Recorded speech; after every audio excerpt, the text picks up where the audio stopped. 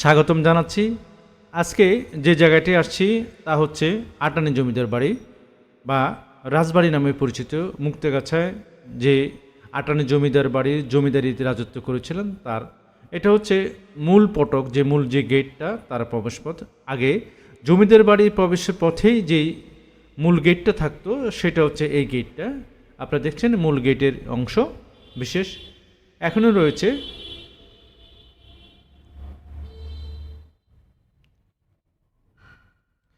এই হচ্ছে মূল গেটের অংশ।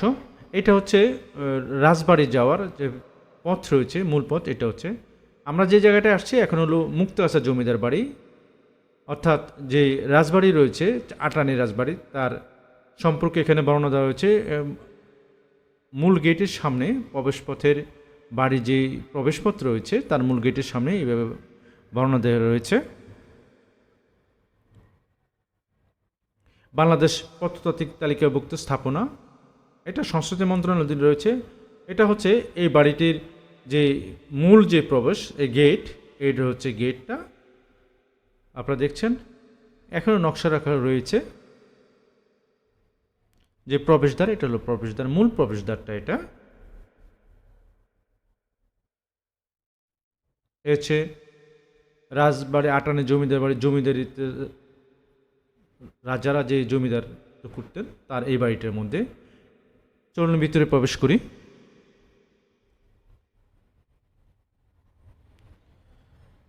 আটানি জমিদার বাড়ি মুক্তাগাছা রাজবাড়ি ময়মনসিংহ জেলা থেকে প্রায় 16 কিলোমিটার দূরে, ময়মনসিংহ শহর থেকে প্রায় 16 কিলোমিটার দূরে। ঢাকা ময়মনসিংহ টাঙ্গাইল বা ময়মনসিংহ জামালপুর যে মহাসড়ক তার 1 কিলোমিটারের মধ্যে এই মুক্তাগাছা জমিদার বাড়ি। জমিদার আশ্চর্য চৌধুরীর বংশ মুক্তাগাছা শহরে প্রত্যাবর্তন করেন। আশ্চর্য চৌধুরীর বংশ শহরের প্রত্যাবর্তন করে এখানেই বসতি স্থাপন করেন। আশ্চর্য চৌধুরীর বংশের প্রথম পুরুষ শ্রীকৃষ্ণ আশ্চর্য চৌধুরী ছিলেন বগুড়া বাসিন্দা। তিনি মুর্শিদাবাদ দরবারে রাজত্ব হিসাবে রাজস্ব বিভাগে কর্মকর্তা ছিলেন। তিনি ছিলেন নবাবের খুবই আস্থাভাজক। নবাবের দরবারে রাজস্ব বিভাগের কর্মরত থাকা অবস্থায় 1132 সালে তিনি এই সময়ের আলপসিং পরগনায় বন্দোবস্ত নিয়েছিলেন। উল্লেখ করা যায় যে বর্তমান মুক্তাগাছা শহরের মুক্তাগাছা উপজেলার বেশিরভাগই ছিল তৎকালীন আলপসিং পরগনা অন্তর্ভুক্ত। এ হচ্ছে বাড়ির ভিতরের অংশ। বেশ কয়েকটা ভাগে বিভক্ত এই বাড়িটির।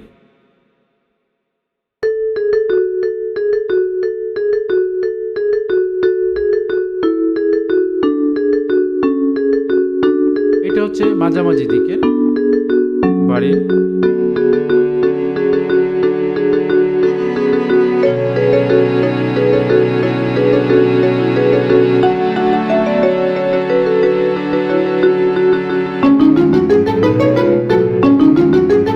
এটা হচ্ছে রাজদরবার, রাজচারে এই দরবারটা এখানে, এটা রাজদরবার এটাকে বলা হয়।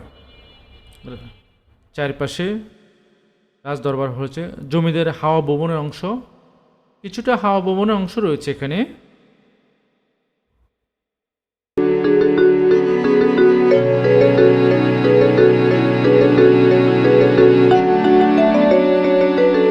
এটা হচ্ছে হাওয়া ভবনের অংশ। এটা অনেকটা লোহার দিয়ে তৈরি করা উপরের অংশ আপনারা দেখছেন।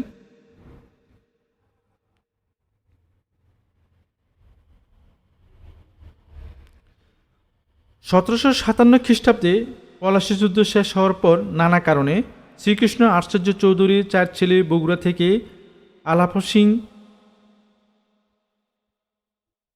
এসে বসবাসের সিদ্ধান্ত গ্রহণ করেন। শ্রীকৃষ্ণ আশ্চর্য চৌধুরী এর 4 ছেলে হচ্ছে রামরাম, হররাম, বিষ্ণুরাম ও শিবরাম। বসতি স্থাপনের আগে তারা পরগনার বিভিন্ন স্থানে ঘুরে ফিরে দেখেন। বর্তমানে পরে সিদ্ধান্ত নেন এই মুক্তাগাছা এসে তারা বসবাস শুরু করেন।